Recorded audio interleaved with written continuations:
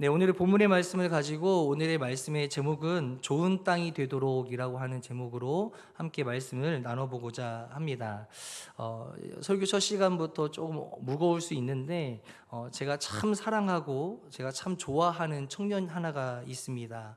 지금은 잠시 하나님을 멀리하고 있습니다. 집안에 안 좋은 일들이 계속적으로 반복적으로 일어나고 또 그 주변에 있던 사람들, 그를 사랑했던 사람들이 하나둘 떠나가고 있었거든요. 그럴 때 그 청년이 저에게 했던 말이 생각납니다. 자신이 왜 교회를 가야 할지, 왜 자신이 하나님 곁에 있어야 할지 잘 모르겠다라고 저에게 이야기했었습니다. 결국 그런 기간이 한 달, 두 달이 되어 가더니 지금은 교회를 나가지 않고 있습니다. 무엇이 문제였을까? 지금은 뭐 제 연락을 받지도 않고 있는 상황이라서 그 상황 속에서 제가 3, 4일에 한 번씩 계속 카톡을 넣고는 있는데 읽지는 않아요. 네, 그래서 얼마나 마음이 아픈지 모릅니다. 저는 계속해서 그 청년을 위해서도 계속 기도할 것입니다. 이처럼 이 청년과 같은 또 이 청년과 같이 우리의 삶에서도 고난이 끊이질 않는다라는 것이죠. 도대체 하나님께서는 왜 우리에게 고난을 허락하신 것일까? 우리를 사랑하신다고 하면서 왜 우리를 그냥 아프게 두시는 것일까? 물론 모든 고난의 원인에 대해서 우리가 다 알 수는 없지만 오늘 말씀을 통해서 그 중에 한 가지 이유를 한번 찾아보고자 합니다.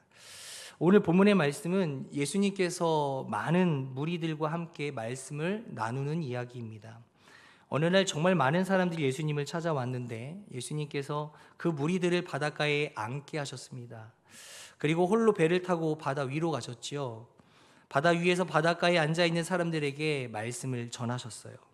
그때 어떤 말씀을 전하셨냐 하면 네 가지 땅에 떨어진 씨 비유입니다. 고대 이스라엘에 그 씨를 심는 파종법이 있습니다. 고대 이스라엘에서는 심는 게 아니라 농부가 손에 씨를 움켜잡고 그것을 흩어서 이렇게 뿌리는 것이죠. 네, 그렇게 파종을 합니다. 그때 그 농부가 뿌린 그 씨가 예수님께서 오늘 하신 말씀들을 들어보니 네 가지 종류의 땅에 떨어진다라는 것이죠. 먼저 길가에 떨어진 씨입니다. 길가에 떨어진 씨는 새들이 날아와서 쪼아 먹어버리죠. 그리고 두 번째는 돌밭에 떨어진 씨입니다. 돌밭에 떨어진 씨는 뿌리를 깊이 내리지 못해서 금세 타 말라 죽고 맙니다. 그리고 세 번째는 가시떨기에 떨어진 씨입니다. 가시떨기에 떨어진 씨는 뿌리는 내렸지만 가시의 그 기운에 막혀서 그만 자라지 못하여 죽어버리게 되는 것이죠. 오직 좋은 땅에 떨어진 씨앗만이 30배, 60배, 100배의 결실을 맺게 되었습니다. 바로 이 말씀을 배 위에서 전하신 것이죠. 여기서 문제입니다. 이 예수님이 하셨던 이 비유의 말씀을 예수님의 제자들은 이해를 했을까요? 안 했을까요? 이해를 못했습니다. 장로님 말씀 맞으세요. 이해를 못했습니다. 하지만 제자들의 그 체면이 있잖아요. 듣지 못했지만, 알아듣지 못했지만 알아들은 척하고 있다가 사람들이 다 가고 나서 예수님에게 살그머니 와서 살짝 물어봅니다. 주님, 아까 하신 비유의 말씀의 뜻이 무엇입니까? 그랬더니 예수님께서 그 비유의 말씀을 이렇게 해석을 해주십니다. 그 씨는 말씀의 씨를 말한다. 즉 천국 복음의 씨앗을 이야기하는 것이다. 그리고 씨가 뿌려진 밭은 사람들의 마음을 말하는 것이다. 천국 복음의 씨앗이 각 사람들에게 뿌려졌는데 어떤 이는 그 마음이 길가와 같았다. 딱딱하게 다져져서 씨앗이 흙 속으로 들어가지 못하고 그냥 그 위에 머물다가 새가 날라와서 쪼아 먹어버렸다. 어떤 마음을 말하는 겁니까? 바로 딱딱하고 완악한 마음을 이야기하는 겁니다. 바로 이 마음은 복음을 거부하는 마음입니다. 두 번째는 어떤 이는 마음이 돌밭과 같았다라고 이야기합니다. 이런 사람은 천국 복음이 들려지는 그 순간에 아멘이라고 하면서 받습니다. 이 돌이라는 게 조그만 돌을 이야기하는 게 아니라 큰 돌 위에 흙이 얇게 살짝 덮여져 있는 상태를 말하는 거예요. 흙이 얼마 없으니까 뿌리를 깊이 내리지 못하게 되죠. 곧 이 씨는 어떻게 됩니까? 말라 죽게 돼요. 이게 어떤 마음입니까? 돌밭 같은 마음이라는 거예요. 어떤 일이든 참 처음에는 열심히 열정적으로 합니다. 누구보다 앞장섭니다. 하지만 얼마 가지 않아 작은 문제와 어려움이 발생을 하면 금방 믿음 생활을 떠나는 사람들입니다. 이게 돌밭이에요. 잠깐 아멘했다가 뿌리를 내리지 못하고 작은 어려움과 환난 가운데 금방 쉽게 무너지고 마는 사람들을 이야기하는 것입니다. 세 번째는 가시떨기와 같았다라고 해요.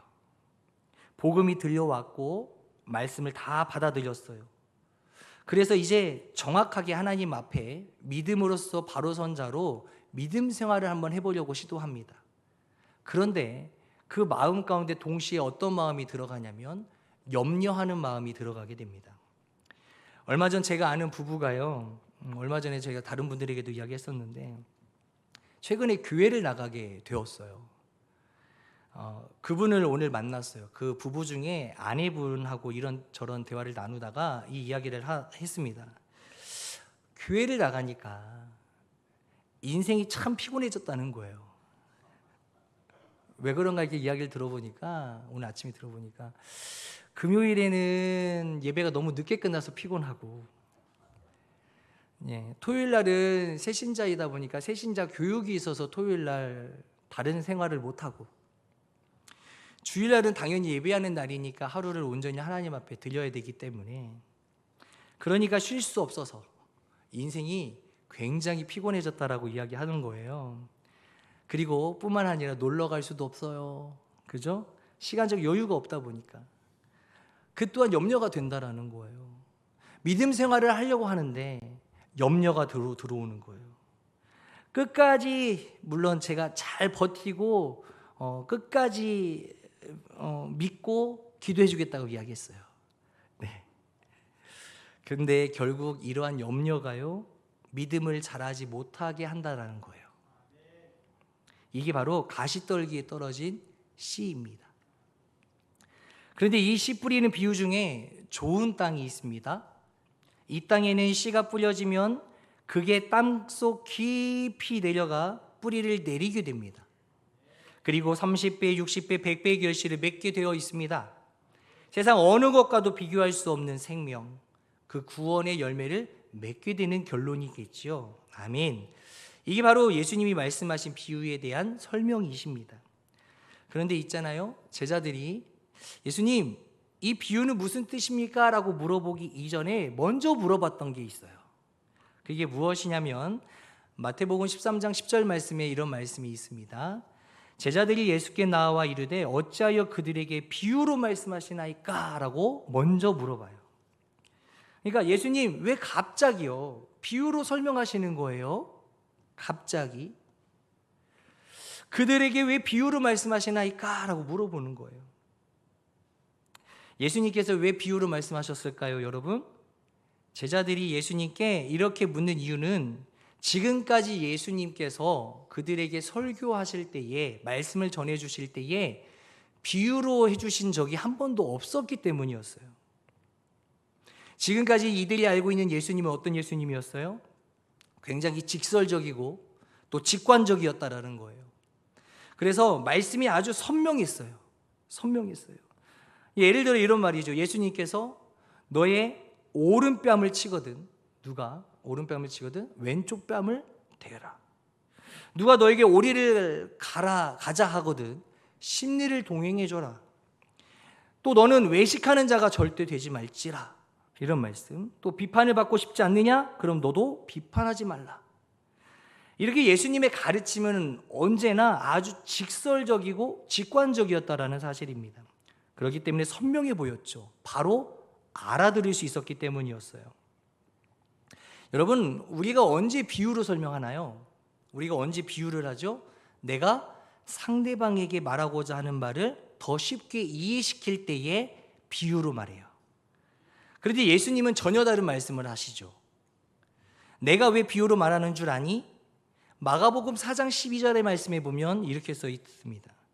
이는 그들로 보기는 보아도 알지 못하며 듣기는 들어도 깨닫지 못하게 하여 돌이켜 죄 사함을 얻지 못하게 하려 함이라 하시고, 오히려 우리는 우리의 비유는 상대방이 잘 이해되게끔 설명하기 위해 비유를 쓰는데 예수님이 쓰는 비유는요, 그런 비유가 아니었다라는 거죠. 이해가 되지 않도록 하기 위해서 쓰는 비유였다라는 거예요. 못 알아듣게 하려고, 쉽게 깨닫게 하지 못하게 하려고. 여러분, 이 말씀의 의미를 우리가 알려면요, 그 당시 상황을 좀 살펴볼 필요가 있습니다. 이 당시에 예수님은요, 그야말로 슈퍼스타였던 것이죠. 예수님은 가는 곳마다 병자를 치유하시는 놀라운 기적을 펼치셨습니다. 그리고 귀신 들린 자는 귀신을 쫓아내어 주셨고, 아마 그러다 보니까 엄청난 사람들이 예수님을 쫓아다녔을 거예요. 그런데 예수님의 인기가 몇 곱절 높아지는 사건이 발생을 합니다. 그것이 어떤 사건이었냐면 물고기 2마리와 보리떡 5개로 5,000명을 먹인 사건이었어요. 아주 요즘 말로 초대박이었습니다. 그래서 정말 많은 사람들이 예수님께 몰려들었죠. 아마 그러다 보니까 그런 어떤 기적과 이적을 펼치는 예수님의 모습이다 보니까 많은 사람들이 몰려다닐 수밖에 없었고 예수님을 쫓아다닐 수밖에 없었다라는 거예요. 그래서 예수님께서 바닷가에 두고 예수님 배 위에 올라가셔서 말씀을 전하실 수밖에 없었던 상황이었을 거예요. 어쨌든 이렇게 모여든 사람들이 다 같이 예수님을 쫓아다녔습니다. 그리고 사람들은 이렇게 고백을 하기 시작합니다. 다윗의 자손 예수여, 당신이 진정으로 하나님이 보내신 메시아입니다. 이렇게 모든 사람들이 예수님을 떠받칠 때에 오히려 반대의 마음을 가졌던 이들도 있었습니다. 예수님을 적대했던 사람들이었어요. 그 적대했던 사람들의 대표적인 첫 번째는 누구였냐면 바로 예수님의 친척들이었습니다. 마가복음 3장 20절로부터 21절의 말씀에 보면 집에 들어가시니 무리가 다시 모임으로 식사할 겨를도 없는지라 예수의 친족들이 듣고 그를 붙들러 나오니 이는 그가 미쳤다 하밀러라. 그 다음에 예수님을 접대했던 사람들, 이스라엘 종교 지도자들이었습니다. 바로 바리새인들과 서기관들이었죠. 사실 이 사람들은 처음에는 예수님에게 굉장히 호의적이었던 사람이었습니다.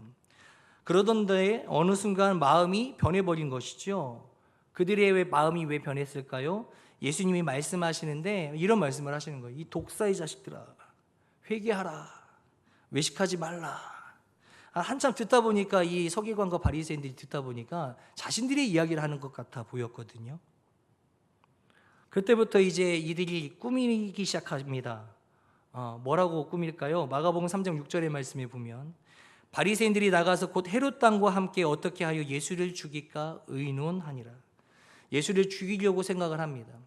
여러분, 우리에게 말씀이 들려지고 그 말씀이 내 이야기라고 생각이 들 때에는 그 말씀을 내 마음밭에 새겨서 내가 잘못된 길을 가고 있다면 돌이켜야 될 것이고 내가 죄를 지은 게 있다면 하나님 앞에 회개를 해야 되는 것이 마땅하지만 이 바리새인들과 서기관들 경우에는 예수님께서 말씀을 전해주실 때 그것이 자신들에게 하시는 메시지다라는 사실을 듣는 순간 뭐 하고자 했어요? 변하고자가 아니라 예수님을 죽이고자 했다라는 거예요.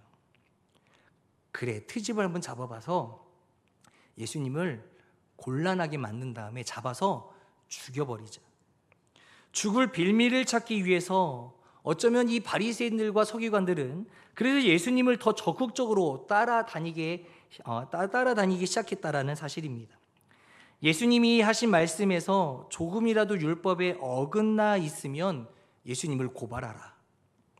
죽게 만들 이들의 이런 악한 마음, 우리 예수님께서 아셨을까요? 몰랐을까요? 아셨습니다. 그래서 예수님께서 그때로부터 시작하여서 모든 말씀을 뭐로 하게 됐냐면 비유로 말씀하시기 시작했다라는 사실이죠. 그래서 이때부터 예수님이 하신 모든 말씀을 보면 대부분 비유의 말씀들이에요. 그러면 여기서 문제가 하나 발생합니다. 예수님이 못 알아듣게 하기 위해서 비유의 말씀을 하시면 이거 다 못 알아듣는 거 아닌가요? 라고 물어볼 수 있어요.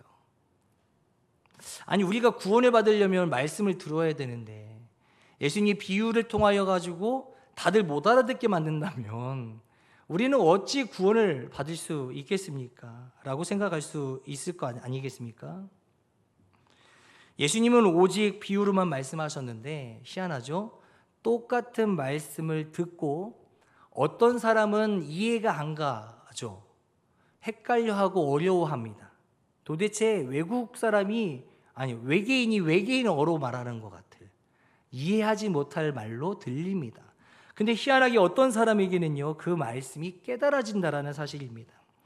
예수님의 말씀 속에 감춰진 비밀을 깨닫고 또 그로 인해서 나를 점검하고 바라보고 회개하고 그리고 결국 주님 앞에 끌려나와 그죠? 영적으로 끌려나와 구원받는 사람들이 생기기 시작했다라는 사실이에요. 몇 사람만 이야기해 보면요, 한 세리가 있습니다. 그 세리가 주님께 외칩니다. 누가복음 18장 13절에서 이렇게 말합니다. 세리는 멀리 서서 감히 눈을 들어 하늘을 쳐다보지도 못하고 다만 가슴을 치며 이르되 하나님이여 불쌍히 여기소서 나는 죄인 이로소이다 하였느니라. 바로 예수님의 말씀을 듣고 깨닫는 자의 고백인 거예요. 누가복음 18장 37절로부터 38절의 말씀은 이렇게 써 있습니다. 그들이 나사렛 예수께서 지나가신다 하니 맹인이 외쳐 이르되 다윗의 자손 예수여 나를 불쌍히 여기소서 하거늘. 평생을 맹인으로 살아왔고 또 평생을 거지로 살아왔던 이 사람도 예수님이 메시아라는 사실을 알아본 거예요. 또 어떤 여인은 어떻습니까? 어떤 여인은 귀신 들린 자기 딸로 인하여 매우 고통 중에 있었습니다. 그래서 예수님 앞에 나와 절규하면서 몸부림치면서 무릎 꿇고 간구하는 장면을 봅니다. 그때 이 여자가 이렇게 이야기합니다. 여자가 대답하길 주여 올소이다. 개들도 제 주인의 상에서 떨어지는 부스러기를 먹나이다. 주여 저를 불쌍히 여겨주시옵소서. 그리고 나서 그 모습을 보고 예수님께서 집으로 돌아가거라 네 딸이 귀신이 나아갔다 라고 말씀을 하시죠. 이렇게 비유의 말씀이 전해졌어요. 이 비유의 말씀이 어떤 사람에게는 전혀 들리진 않지만 어떤 사람에게는 그 말씀이 큰 깨달음이 되고 은혜가 되었다라는 사실입니다. 그 비유의 말씀이 귀로만 들어간 것이 아니라 이 말씀이 가슴 속으로 내려간 거예요. 과연 이게 어떻게 되었을까? 어떻게 된 사실일까요, 여러분? 아무도 알아듣지 못하도록 복음을 비유로 말씀하셨는데 감춰진 누구에게도 들리지 않았던 그 말씀이, 그 천국의 복음이 왜 누군가에게는 또 들려질 수밖에 없었는가라는 거예요. 이거에 대해서 분명하게 말씀하셔요. 마태복음 13장 11절 말씀에서 이렇게 이야기합니다. 대답하여 이르시되 천국의 비밀을 아는 것이 너희에게는 허락되었으나 그들에게는 아니 되었나니. 왜 이 비유의 말씀이 들리게 되었냐고요? 하나님이 허락하셨기 때문입니다. 모두가 들을 수 없는 그 비밀의 말씀이 내 귀에 들려질 수 있도록 우리 하나님께서 우리에게 친히 허락해 주셨다라는 사실입니다. 즉 아무도 들을 수 없는 복음을 듣고 자신의 죄를 깨닫고 주님 앞에 나아와 나를 불쌍히 여겨 주시옵소서. 주여 나를 구원하여 주시옵소서. 내가 이제 주의 뜻대로 한번 살아보겠습니다라고 할 수 있는 것, 그것은 하나님이 허락하셨기 때문이야. 고린도전서 12장 3절 하반절의 말씀에 보면 이런 말씀이 써 있습니다. 성령으로 아니하고는 누구든지 예수를 주시라 할 수 없느니라. 비유의 말씀을 듣고 말씀의 깨달음이 있었던 자들은 누가 움직이게 하신 거예요? 성령 하나님이 친히 움직이게 하셨다라는 거예요. 그 성령 하나님의 인도하심을 통하여 그가 예수를 주라 시인할 수 있었다라는 사실입니다. 여러분, 누구도 천국의 복음을 비밀을 깨달을 수 없어요. 누구도 예수님의 이름을 믿을 수 없어요. 그러나 하나님이 허락하신다면 그 사람이 어떤 사람이든 간에 하나님께서 선택하신 그 자는 분명한 것은 구원받을 수 있다는 사실입니다. 우리는 하나님이 허락하신 자임을 기억하셨으면 좋겠습니다. 아멘. 오늘 본문의 그 말씀은 아까 이야기했던 대로 총 4가지 땅에 대한 이야기가 나오지요. 그 중에 3가지의 땅은 좋지 못한 땅이에요. 나쁜 땅입니다. 나머지 하나는 무엇입니까? 좋은 땅이었어요. 여러분, 나쁜 땅과 좋은 땅의 차이점이 무엇일까요? 방금 드린 말씀에 의하면 복음의 비밀을 깨달을 수 있느냐, 깨달을 수 없느냐, 그것이 깨달을 수 있으면 좋은 땅이 되는 것이고 깨달을 수 없으면 나쁜 땅이 되는 것입니다.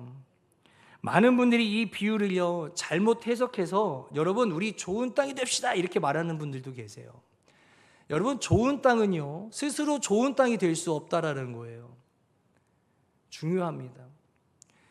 땅은요 스스로 땅을 개간할 수 없다라는 거예요. 오늘 말씀의 비유에 따라 보니까 이 땅은 누구를 이야기하는 거예요? 우리예요. 우리의 마음입니다. 우리 마음을 우리가 스스로 개간시킬 수 없다라는 거예요. 여러분, 이 말씀 가운데 잘 생각해 보십시오. 씨는 무엇이라고 했어요? 예, 말씀이라고 했습니다. 그럼 씨를 뿌리는 자, 즉 농부는 누굽니까? 하나님이에요, 하나님. 여러분, 그 땅을 하나님이 사신 거예요. 내 사람이야. 내 자녀야. 우리를 선택하셔서 내 마음을 사신 겁니다. 그리고 그 땅의 주인 되셨어요. 그 하나님께서 친히 우리를 개간해 주신다고요. 여러분, 처음부터 좋은 땅이 어디 있습니까? 좋은 땅 있나요? 없어요. 어떤 사람이든 간에, 그 사람이 어떤 사람이든 간에 그 땅을 사면요 먼저 돌부터 골라내요. 뭉쳐져 있는 흙부터 털어내서 곱게 만들어 버리는 것이죠. 바위가 있으면 뽑아가지고 버려야 됩니다. 여러분, 그 작업이 있을 때에 비로소 좋은 땅이 될 수 있는 거예요. 근데 그 좋은 땅을 누가 만든다고요? 근데 내가 만들려고 하는 사람들이 있다는 거예요. 하나님의 음성을 듣지 않고 하나님의 복음의 메시지를 듣지 않으려고 거부하는 이 세상의 돌밭과 같은 사람, 가시떨기와 같은 사람들, 길가와 같은 사람들의 마음을 가진 자들이 많다라는 사실이에요. 우리는 어떤 땅입니까? 너무나도 죄송한 말이지만 좋은 땅은 없는 것 같아요. 물론 좋은 땅이 되기 위해서 노력하는 땅들은 있겠죠. 대신 누가 노력한다고요? 하나님이 노력해 주시는 거예요. 우리는 그저 사용받으면 되는 거예요. 그 땅인 내가 하나님 앞에 내 마음을 문을 활짝 열었을 때 하나님이 그때 내 마음을 개간시켜 주시는 거예요. 그래서 우리가 이런 이야기를 많이 하지 않습니까? 하나님께서 내 마음에 방문하여 주셔서 내 마음의 문을 노크하실 때에 그 음성을 듣고 우리가 하나님을 맞이하는 것이죠. 맞이하지 않으면요 결코 그 사람은 좋은 땅이 될 수 없다라는 것입니다. 여러분, 땅에는요 생명이 있나요? 없어요. 땅은 생명이 아니에요. 우리에게 심겨진 그 씨앗이 생명입니다. 여러분, 그 생명을 우리의 마음밭에, 생명이 없는 마음밭에, 그 땅에 하나님이 심겨주시는 것은 위대한 하나님의 은혜입니다. 또 그것은 값을 주지 않아도 우리에게 주어주시는 하나님의 선물이라는 사실이에요. 그러니 얼마나 우리가 하나님께 감사할 수밖에 없겠습니까? 여러분, 좋은 땅이 되기 위해서 부단히 노력하고 애쓰지 마십시오. 그저 하나님께 내 모든 것들을 맡겨드리면 됩니다. 자, 그런데 여기서 또 하나 말씀드릴 게 있어요. 여러분, 땅을 개간하기 위해서는요 어떻게 해야 되나요? 땅을 뒤집어 엎어야 됩니다. 그 땅의 입장에서는 때로는 당혹스러울 수 있어요. 그리고 그 땅의 입장에서는 때로는 아픔일 수도 있어요. 어떨 때는 곡괭이로 파야 되고요, 어쩔 때는 삽으로 퍼내야 되고요, 어떨 때는 내 그 땅에 있는 큰 돌멩이를요 힘들게 파내서 그것을 바깥으로 던져버려야 될지도 몰라요. 근데 그 땅이요 그러한 뒤집음이 없을 때에는요 결코 좋은 땅이 되지 않는다라는 거예요.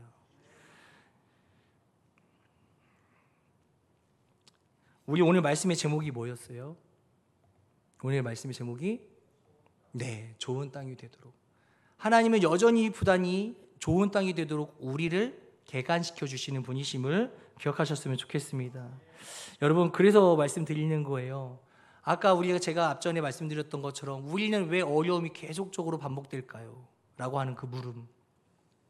마태복음 13장 25절로부터 30절의 말씀에 보면 이런 말씀이 써 있습니다. 사람들이 잘 때에 그 원수가 와서 곡식 가운데 가라지를 덧뿌리고 갔더니 싹이 나고 결실할 때에 가라지도 보이거늘 집 주인의 종들이 와서 말하되 주여 밭에 좋은 씨를 뿌리지 아니하였나이까? 그런데 가라지가 어디서 생겼나이까? 주인이 이르되 원수가 이렇게 하였구나. 종들이 말하되 그러면 우리가 가서 이것을 뽑기를 원하시나이까? 주인이 이르되 가만두라. 가라지를 뽑다가 곡식까지 뽑을까 염려하노라. 둘 다 추수 때까지 함께 자라게 두라. 추수 때에 내가 추수꾼들에게 말하기를 가라지는 먼저 거두어 불사르게 단으로 묶고 곡식은 모아 내 곡간에 넣으라 하리라. 아멘. 좋은 땅이 뭘까요? 여러분, 좋은 땅 가운데요 곡식이 자라고 있는데 뭐가 심겨졌어요? 가라지. 근데 그 땅의 주인이 뭐라고 그래요? 가라지를 뽑으라고 합니까? 뽑지 말라고 합니까? 뽑지 말라고 그래요. 여러분, 우리들 가운데, 우리의 인생 가운데 왜 힘듦이 반복적으로 발생하고 나에게만 왜 이 어려움이 생기냐는 말입니다. 하나님이 가라지를 그냥 두셨어요. 그것이 우리에게 필요하기 때문에 가라지를 두셨다라는 겁니다. 그 가라지가 때로는 나를 훈련시키는 훈련 도구가 될 수도 있습니다. 내 믿음을 온전하게 만드는 그 방법과 기구가 될 수도 있어요. 여러분, 그러기 때문에 나에게 필요한 것을 하나님은 굳이 없앨 필요가 없었다라는 거예요.